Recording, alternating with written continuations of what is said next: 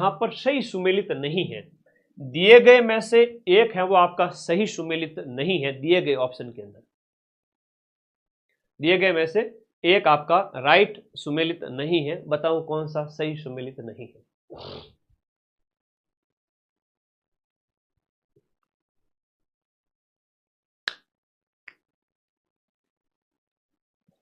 दिए गए में से आपका कौन सा सही सुमेलित नहीं है। भाकर की बात करें तो आपका पूर्वी सिरोही गिरवा उदयपुर बेसिन का है। कांठल की बात करें चंबल बेसिन और 56 की पहाड़ियां जालोर सिवाना बेसिन के अंदर। क्वेश्चन नंबर 191 के अंदर कांठल है वो आपका चंबल बेसिन नहीं है, माही का क्षेत्र है। कांठल आपके प्रतापगढ़ के अंदर आता है और प्रतापगढ़ बांसवाड़ा, प्रतापगढ़ बांसवाड़ा, बांसवाड़ा का उत्तरी भाग प्रतापगढ़ और माही वाला क्षेत्र है ना। ये कौन सी नदी वाला हो जाएगा, माही नदी की वजह से कटाफटा जो क्षेत्र है वो आपका कांठल प्रदेश कहलाता है। माही कांठल की गंगा भी कहते हैं इसे, माही नदी को। थोड़ा नाम याद रखिएगा, कांठल प्रतापगढ़ माही नदी से संबंधित हो जाएगा। ठीक है, माही नदी से संबंधित हो जाएगा। ओके, आगे बढ़ो, आगे आ जाओ। हो गया सारा सही, आगे आ जाओ। अब ये भी थोड़ा ध्यान रखो दिमाग में, भाकर है वो आपका सिरोही का पहाड़ी क्षेत्र है, गिरवा है तो उदयपुर का तस्तरी नुमा क्षेत्र है, कांठल याद हो गया, 56 की पहाड़ियां जालोर और शिवाना बालोतरा में पाई जाती है, 56 की पहाड़ियां यहां पर है। ठीक है, ओके। अगला, सिरोही जिले में तेज ढाल वाली जो उबड़ खाबड़ जो पहाड़ियां हैं उन्हें हम क्या कहते हैं, जो आपका अभी जस्ट पड़ा भाग, ये आपका भाकर जो क्षेत्र है, भाकर क्षेत्र हो गया। बोराट वगैरह, ये गिरवा वगैरह, ये सब आपके उदयपुर साइड में और थड़ी बीकानेर। किस जिले में आपका अरावली पर्वतमाला का सबसे कम विस्तार है। अरावली पर्वतमाला का सबसे कम विस्तार है आपका अजमेर क्षेत्र के अंदर, और सबसे जो हम बात करें इसकी ऊंची चोटी है वो आपकी कौन सी है, तारागढ़। तारागढ़, तारागढ़ सबसे ऊंची चोटी मध्य अरावली की। राजस्थान में उत्खात भूमि स्थलाकृति कहां दिखाई देती है। इसके बाद पॉलिटी के क्वेश्चन आएंगे, चिंता मत करो। पॉलिटी के क्वेश्चन बड़े खतरनाक लिए, 250 question Rajasthan polity, India polity, छोड़ूंगा कुछ भी नहीं पीछे। 10 में से 10 पॉलिटी के आज की इस क्लास से मिलेंगे। 40 क्वेश्चन राजस्थान हिस्ट्री कल्चर के, टोटल 50 का आंकड़ा है, 3 सब्जेक्ट का, 2-3 सब्जेक्ट है। राजस्थान के अंदर उत्खात भूमि स्थलाकृति कहां दिखाई दे। उत्खात का मतलब जो कटी फटी जमीन है ना, पहले प्रश्न को समझो। कटी फटी जो जमीन है और वो चंबल की नदी, चंबल की वजह से, तो चंबल आपके कहां चलती है, आपके दक्षिण से लेकर के पूर्व की ओर, तो दक्षिण पूर्व वाले जो जिले हैं वहां पर चलती है। तो ये आपको याद रखना है, मोस्ट इंपोर्टेंट क्वेश्चन है, क्वेश्चन नंबर 194। सवाई माधोपुर, करौली, धौलपुर, ये वाला जो क्षेत्र है ना, यहाँ पर आपके चंबल का जो क्षेत्र है वो उत्खात यानी कि कटी फटी जमीन, और इसी वजह से तो बीहड़ बनते हैं, और चंबल को कहते हैं कि बीहड़ों के लिए विख्यात कुख्यात है, बीहड़ बनाती है ये नदी। निम्नलिखित में से किन जिलों का क्षेत्र है वो आपका भूमठ कहलाता है। भूमठ किस क्षेत्र को कहेंगे, जहां भील आंदोलन विशेष रूप से हुए थे गोविंद गिरी के द्वारा, और भूमठ का जो क्षेत्र है वो आपका डूंगरपुर, उदयपुर और सिरोही, ये वाला जो क्षेत्र है ये आपका भूमठ का क्षेत्र हो गया। तो मैप बना दिया करो दिमाग के अंदर, ये डूंगरपुर, जो यहाँ से हम बात करें डूंगरपुर, उदयपुर और सिरोही का जो क्षेत्र है ना, माइंड मैप, इसीलिए तो अपने चैनल का नाम रखा। तो भूमठ का क्षेत्र दिमाग में ध्यान रखो। आगे देखो, नेक्स्ट अगला, राजस्थान के अंदर मालपुरा करौली का मैदान कौन से नदी बेसिन का भाग है। देखो बहुत प्यारा क्वेश्चन है, राजस्थान के नदी बेसिन के अंदर अलग अलग उनके प्रकार डिवाइड करके पूछे गए। तो मालपुरा करौली है वो चंबल का है, लूणी का है, बनास का है, यमुना है। आप अगर नहीं भी पढ़ा है, कम भी पढ़ा है, थोड़ा बहुत भी अगर आपको आता है ना, तो लूणी तो सर करौली की तरफ नहीं आएगी, इधर पश्चिमी राजस्थान की तरफ बहती है। यमुना बेसिन अपने यहाँ नहीं, यहाँ बनास है, चंबल है, ये नदियां जो है वो मैदान बनाती हैं। चंबल की बात करें तो हो सकता है, बनास की बात करें तो हो सकता है, दोनों में से दिमाग में आएगा नदियां हैं वो मैदान बनाती है। किसी बच्चे ने बहुत कम पढ़ा है और अगर प्रश्न सही करना है उसका तरीका बता रहा हूं, तो इसका आंसर है वो बनास बेसिन हो जाएगा, मालपुरा करौली, टोंक वाला टोंक करौली, हालांकि ये क्षेत्र मेवाड़ से होकर के, तो ये बनास बेसिन हो जाएगा। ठीक है, चंबल बेसिन के बारे में थोड़ा आगे है। ठीक है, तो इसके अंदर बनास बेसिन हो जाएगा। तो थोड़ा सा दिमाग लगाना, ये देखो पेपर में सिर्फ 50-60% 70% सरल पेपर में, बाकी 50% क्वेश्चन ही आते हैं स्टूडेंट को, बाकी के 30-40% बच्चे अपने दिमाग से सॉल्व करते हैं, किसी को भी नहीं आता है, लेकिन पढ़े पूर्व ज्ञान के आधार पर। तो निम्नलिखित में से कौन सा पठार है वो आपका अरावली पर्वत से संबंध नहीं है। देखो अरावली से कई सारे पठार है ना, आपके बोराट है, उड़िया है, लसाड़िया है। हाड़ौती के पठार की बात करें, क्वेश्चन नंबर 197 की बात करें, हाड़ौती पठार पूरी तरह से। सर आप बहुत थके लग रहे हो, 4 घंटे नींद लिए बेटा, क्या करूं? आवाज सही है ना?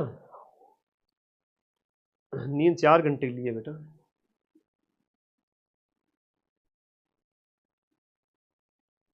यहाँ पर ठीक है, बता दिया करो। हालत यूं हो गई थी कि क्लास लूं कि न लूं, नींद नहीं ले पाया, माफी चाहता हूं।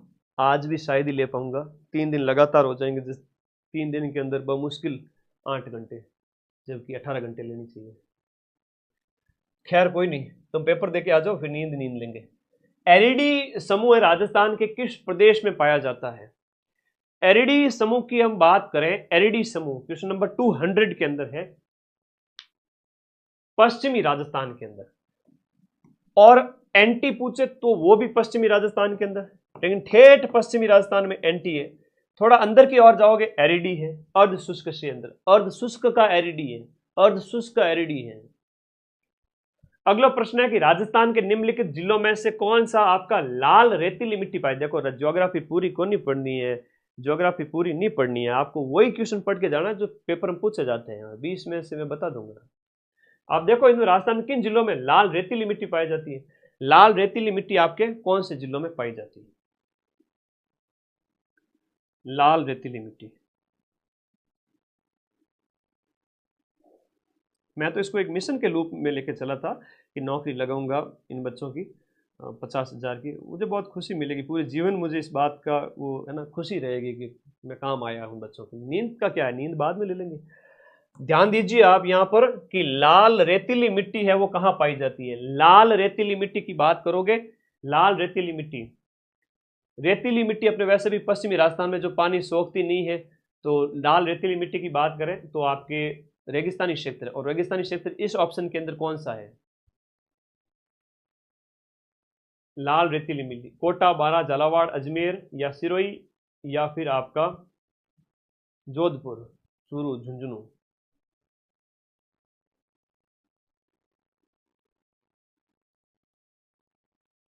इस ऑप्शन के अंदर रेतीली मिट्टी भी है, थोड़ा लालपन भी है ये के अंदर, लेकिन केवल लाल होती तो आपके मेवाड़ में चले जाते, है ना, लाल पीली अखियां, तो वो थोड़ा मेवाड़ में चले जाते, वो गाना है ना, जद देखूं मैं लाल पीली अखियां, तो लाल मिट्टी केवल चले जाते तो मेवाड़ में चले जाते हैं। ठीक बात, हाँ, लेकिन रेतीली है तो रेगिस्तान का जिला दिखाना। अब राजस्थान के किस जिलों के समूह में मुख्यतः कच्छारी मिट्टी पाई जाती है? कच्छारी का मतलब हो गया जलोढ़, या कच्छारी का मतलब है जलोढ़, जहां नदियां बहती है, जलोढ़ मिट्टी की बात हो रही है। अब नदियां कहां पर बहेगी? जो आपका पूर्वी राजस्थान का इलाका है, तो कच्छारी मिट्टी वाला इसके लिए भरतपुर धौलपुर वाला जो क्षेत्र है वो सही है। ठीक है, भरतपुर धौलपुर वाला आगे आ जाओ। कच्छारी मिट्टी, मैदानी क्षेत्र, मैदानी क्षेत्र, उदयपुर और कोटा में कौन सी मिट्टी पाई जाती है? उदयपुर और कोटा के अंदर, उदयपुर और कोटा के अंदर यहां पर मिट्टियों का अलग अलग प्रकार है ना, मिट्टियों के अलग अलग प्रकार दिए गए, कई बार वैज्ञानिक वर्गीकरण के आधार पर एंटी वर्टी वो पूछ ले, और एक सामान्य सा वर्गीकरण है ये पूछ ले। एक तो ये कमेंट इतने फास्ट जा रहे हैं, 13,000 बच्चे लाइव जुड़े हुए हैं, और रात को कितने आओगे? 26,000 लाइव। चलो व्हाट्सएप स्टेटस लगा दो सभी साथी इस क्लास का, तो मुझे अच्छा लगेगा कि आप लोगों ने व्हाट्सएप स्टेटस लगा, प्लीज आज लगा दीजिए।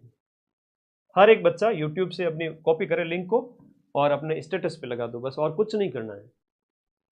अब 13,000 में से मेरी बात तो मानोगे ना? ठीक, तो सी ऑप्शन, पहाड़ी इलाके हैं तो नदियां इन क्षेत्रों में जमाव करती है, तो ये पर्वतीय मिट्टी होगी मेवाड़ क्षेत्र के अंदर। क्वेश्चन नंबर 204 में देखिएगा, राजस्थान के किन जिलों के अंदर लाल पीली मिट्टी पाई जाती है? लाल पीली है तो दक्षिणी राजस्थान के अंदर विशेष रूप से मेवाड़ क्षेत्र के अंदर और पूर्वी राजस्थान की तरफ थोड़ा सिरोही भीलवाड़ा वगैरह हो गया और इधर सवाई माधोपुर वगैरह। तो ये आपकी लाल पीली मिट्टी की बात हो रही है, सब भीलवाड़ा हो गया, सिरोही हो गया, सवाई माधोपुर हो गया, अजमेर हो गया, इस तरह से। तो मिडिल वाला पार्ट। संरक्षित वनों के अंतर्गत सर्वाधिक क्षेत्रफल किसका था? अब उस समय 12 का था, बाकी वन रिपोर्ट टेलीग्राम ग्रुप में डाल दिए मैंने, वन रिपोर्ट वापस से डाल दूंगा। सबसे ज्यादा वन कहाँ है, सबसे कम है कहाँ पे, इस तरह से आप लोगों को याद रखना है। मेवाड़ अंचल के अंदर ज्यादा है, कम में चूरू वगैरह का नाता है। अभी प्रश्न पूछा गया था चूरू वाला, है ना। तो सबसे कम वन कहाँ है, सबसे ज्यादा कहाँ है, कहाँ वृद्धि देखी गई। वन रिपोर्ट से 4-5 छोटे छोटे स्लाइड है ऐसी, टेलीग्राम में मिल गई आप सभी को। तो वन रिपोर्ट वहां से पढ़ लेना, अभी लेटेस्ट वाला नहीं है, पहले पूछा गया था प्रश्न, याद रखिए 12 के अंदर। इसमें मिश्रित पतझड़ वन है, मिश्रित पतझड़ वन पूछ रहा है। और वो एक्ट कब लाया गया था? प्रधानमंत्री वहां का हेड है, स्टेट में सीएम होता है, जिला स्तर पर डीएम होता है। इनमें से ही प्रश्न आएगा एक, बात ना आवे तो मैंने व्हाट्सएप का याद दिला दिया कर बेटा। जैसे वो वन रिपोर्ट मैंने शेयर की थी, वैसे के वैसे आपदा प्रबंधन की मेरे खुद के हाथ से बनाए हुए नोट्स जो मैंने जेल प्रहरी में तैयार किए थे। अब स्टार्ट करें पॉलिटी। तो ले मां सरस्वती का नाम, माता की आज्ञा से स्टार्ट करते। क्वेश्चन नंबर 291, ये स्टार्ट हो रही है इंडिया की पॉलिटी। पहले हम इंडिया की पॉलिटी पढ़ेंगे। पानी वानी पी के बैठ जाओ सभी, ठीक है ना। शुरू कर रहे हैं इंडिया पॉलिटी।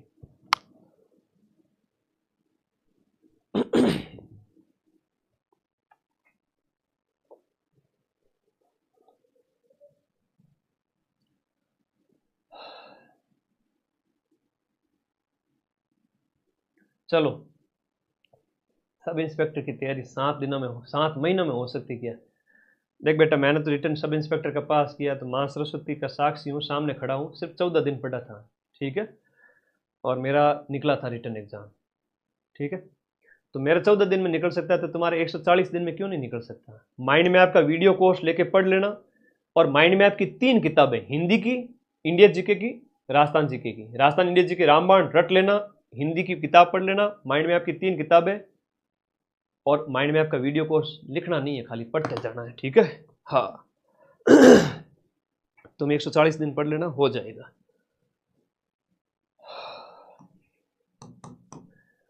पॉलिटी स्टार्ट कर रहा हूं, शुरू करते हैं। 9 दिसंबर 1946 को पहली बैठक से भारत की संविधान सभा कितने समय तक अस्तित्व में रही? बड़ा अच्छा प्रश्न है। संविधान आंसर बताओ फटाफट, बड़ा प्यारा प्रश्न पूछा हुआ है, बहुत प्यारा प्रश्न पूछा हुआ है। 3 वर्ष 1 माह 16 दिन पूछ रहा है, संविधान सभा कितने समय तक अस्तित्व में रही?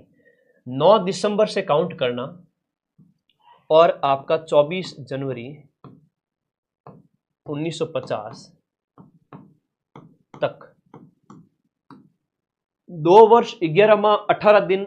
इसमें तो क्या हुआ, संविधान बनकर तैयार हुआ जिस दिन अंगीकृत अधिनियमित आत्मार्पित किया गया। ये नवंबर के महीने में अंगीकृत किया गया। गलती कर दी ना, सारे के सारे डी बता रहे।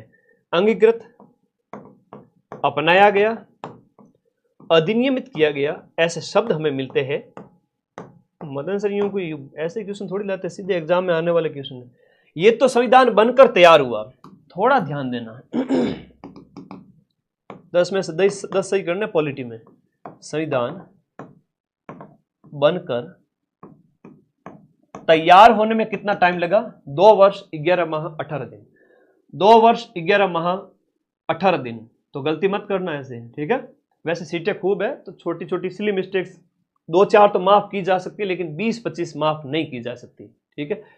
तो यहां पर 3 वर्ष, नवंबर के बाद में 26 नवंबर 1949 को हमारा संविधान अपना लिया गया था, अंगीकृत कर दिया गया था, अधिनियमित कर लिया गया था। लेकिन नवंबर के बाद दिसंबर और जनवरी 2 महीने और ऐड करो, तो 11 के अंदर 2 जोड़ो, एक 12वां महीना भी पूरा हो गया, और पहला महीना उसके भी 16 दिन ऊपर हो गए, ठीक है। तो इस प्रकार है, ये इस प्रकार से प्रश्न पूछा गया है। तो करो, शेयर करो फटाफट, सारे साथियों को बुला के लेके आ जाओ। तो ये संविधान सभा की लास्ट मीटिंग हुई थी, लास्ट बैठक जो हुई थी वो हुई थी 24 जनवरी 1950, जब 284 लोगों ने हस्ताक्षर किए थे, ठीक है, 24 जनवरी को। तो ऐसे गलती मत करना।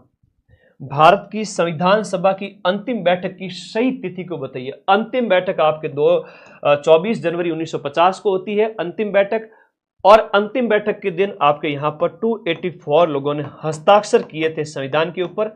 और संविधान सभा ही जो भारत की संसद बनी थी बाद में, आगे जाकर के क्या बनती है, भारत की संसद बनती है। निम्न में से कौन है वो संविधान सभा का सदस्य नहीं था? कॉमन सेंस का इस्तेमाल करना है। संविधान सभा की बात करें, जो सीटों की संख्या 389 थी वो 299 रह गई थी। वो आपके, हम बात करें पार्टीशन के बाद में, तो जिन्ना चला गया पाकिस्तान अपने मेंबर्स को लेके, तो वही जा ठीक है। इस वजह से ये सीटों की संख्या है वो कम रह गई थी, और हम बात करें जिन्ना उसमें शामिल नहीं था। अगला देखिएगा, भारत का वर्तमान संविधान है वो आपका कब लागू हो गया? देखो, जनता को कब दिया गया, तब ये आपको एक प्रश्न बहुत अच्छा पूछा गया था, जनता को कब दिया। ये भी एक प्रश्न पूछा, बड़े एग्जाम में पूछा था, हालांकि तुम्हारा नहीं पूछा जाएगा। तब वो 26 नवंबर ही आएगा। जनता को देना या अपनाना एक ही बात है, 26 नवंबर 1949। लेकिन लागू करने की बात हो तो आप उसके ऊपर बात करेंगे। क्वेश्चन नंबर 451 से करंट अफेयर्स में नए स्थल में मुझे जो लगे और जो अच्छे लगे मुझे कि भाई हाँ क्वेश्चन बन सकते हैं, मैंने केवल वही लिए हैं। बाकी करंट तो इतना करवाया हुआ है कि आवश्यकता ही नहीं है।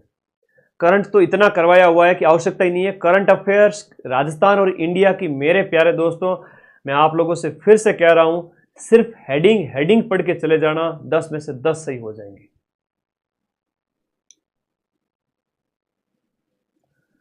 40 पेज की जो पीडीएफ है उसमें सिर्फ हेडिंग पढ़ के चले जाना तो भी सही हो जाएंगे। ठीक है, आ जाओ भाई।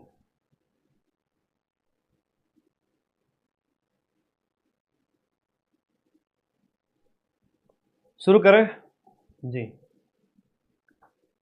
शुरू करते हैं। बहुत बढ़िया। सो मूव अहेड, आगे बढ़ते हैं। मैन चीजें देखेंगे। हेडिंग करंट इतना पढ़ा चुका हूं कि पीछे कुछ बचा नहीं, तो आज के क्वेश्चंस भी थोड़ा देख लेते हैं। मोस्ट कौन से हैं नेशनल करंट, क्योंकि राजस्थान करंट के शॉर्ट थ्योरी वगैरह वो मैंने कुछ करवा दिए थे आप लोगों को। तो अब थोड़ा आगे चलते हैं इनके अंतर्गत। ठीक है, मैंने काफी कुछ करवा दिए थे आप लोगों को। चलिए, करंट की सिर्फ हेडिंग पढ़ लेना, रीडिंग मार लेना, 2 दिन सब याद हो जाएगा। आगे बढ़े। एआई इंपैक्ट समिट 2026 का आयोजन किस देश में किया गया? भारत के अंदर हाल ही में एक आर्टिफिशियल इंटेलिजेंस, कृत्रिम बुद्धिमत्ता से संबंधित एक सम्मेलन है वो आयोजित किया गया। याद रखिएगा, भारत में कृत्रिम बुद्धिमत्ता का हाल ही में एक सम्मेलन जो है आयोजन किया गया। भारत का पहला आर्टिफिशियल इंटेलिजेंस पर आधारित सड़क सुरक्षा प्रोजेक्ट लॉन्च करने वाला देश का पहला राज्य है वो भारत का पहला एआई आधारित, मतलब आर्टिफिशियल इंटेलिजेंस पर आधारित सड़क सुरक्षा प्रोजेक्ट लागू करने वाला पहला जो राज्य बन गया है वो अपना उत्तर प्रदेश बन गया है। हाल ही में थार रेगिस्तान में मिला पहला हड़प्पा स्थल राजस्थान के, देखो रेगिस्तान के अंदर जो हड़प्पा स्थल जो पहला मिला है वह कौन सा था? वो अपना जैसलमेर के अंदर रातड़िया की डेयरी। तो रातड़िया डेयरी थोड़ा फेमस रहा, थार के अंदर मिला पहला स्थल है, तो रातड़िया डेयरी है, इंपॉर्टेंट है, थोड़ा याद रखिएगा इसको। बहज गांव की सभ्यता जो डीग के अंदर भी मिली है, तो राजस्थान के अंदर नई नई सभ्यता मिली है। तुम लोग कहते हो सर इतना कैसे याद करेंगे? तो विक्रम साराभाई अंतरिक्ष केंद्र का नया निदेशक किसे बनाया गया? हाल ही के अंदर विक्रम साराभाई अंतरिक्ष केंद्र का नया निदेशक किसे बनाया गया है? डॉक्टर ए राजराजन को। Doctor A Rajarajan. V Narayan है वो आपके इसरो के हेड हैं, वो भी इस साल ही बने हैं, ये आपको याद रखना है। इसरो के प्रमुख नए जो बने हैं वो वी नारायण है। बहुत सारी नई नियुक्तियां, जैसे मुख्य निर्वाचन आयोग है उसके अध्यक्ष ज्ञानेश कुमार जी है, इसके आपके इसरो के हेड है वी नारायण जी है, डीआरडीओ के समीर वी कामत है। ऐसे थोड़ा नई नई चीजें थोड़ा याद रखा करो। अच्छा, आरबीआई के हेड कौन है बताओ। अगला प्रश्न बहुत इंपॉर्टेंट है। अरे पगले मेरा कह रहा, आगे आ जाओ, आगे आ जाओ। क्या करे, बड़े बड़ा ही ना दो, समा बड़न को चाहिए छोटन को उत्पात। अगला प्रश्न, भारत का पहला मेक इन इंडिया जो ग्रीन हाइड्रोजन प्लांट, ये मोस्ट इंपोर्टेंट है, उत्तर भारत का है, वो अपना जोधपुर में कल राजस्थान करंट अफेयर्स में पढ़ा था। ये जो हो जाएगा आपका क्वेश्चन नंबर 55 में, भारत का पहला मेक इन इंडिया के तहत ग्रीन हाइड्रोजन, हरित हाइड्रोजन का जो प्लांट है गुजरात में स्थापित किया गया। ये प्रश्न आपके पटवारी के पेपर में भी पूछा गया था, ठीक है, पटवारी के पेपर में भी पूछा गया। संजय मल्होत्रा, बहुत बढ़िया, शाबाश। फिर देखिएगा 43वां लोकमान्य तिलक राष्ट्रीय पुरस्कार किसे दिया गया। लोकमान्य तिलक पुरस्कार 43 जो क्रम का है वो अपने दिया गया नितिन गडकरी को दिया गया। सड़क राजमार्ग परिवहन मंत्री नितिन गडकरी को लोकमान्य बाल गंगाधर तिलक पुरस्कार, लोकमान्य तिलक राष्ट्रीय पुरस्कार नेशनल दिया गया 43वां। 71वें राष्ट्रीय पुरस्कारों में सर्वश्रेष्ठ अभिनेत्री का अवार्ड किसे दिया गया। ये रानी मुखर्जी को दिया गया। सर्वश्रेष्ठ अभिनेत्री को, अभिनेत्री का जो अवार्ड है वो रानी मुखर्जी को जाता है। ये आपका अभी हाल ही के अंदर आयोजित किया गया था जो राष्ट्रीय फिल्म पुरस्कार, उसके अंदर। बाकी शाहरुख खान अभिनेता और विक्रांत मैसी वगैरह ये डिटेल में हम पढ़ा चुके हैं, आप लोगों को थ्योरी वाली पीडीएफ में सब मिल जाएगा। एमएस स्वामीनाथन शताब्दी अंतर्राष्ट्रीय सम्मेलन का उद्घाटन कहाँ किया गया। एमएस स्वामीनाथन, एक सम्मेलन हाल ही के अंदर आयोजित किया गया, ये नई दिल्ली के अंदर इसका आयोजन किया गया।